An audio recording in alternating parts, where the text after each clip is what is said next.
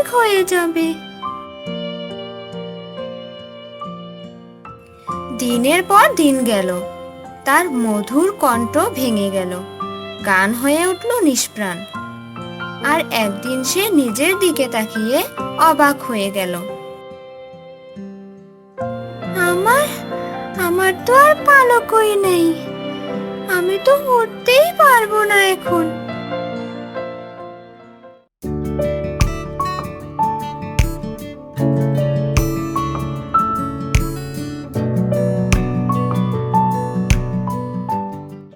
আজ আমার আর পালক নেই বন্ধু, কিন্তু একটু খাবার দেবে?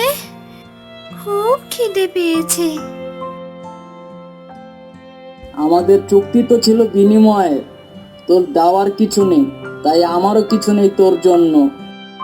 সেই মুহূর্তে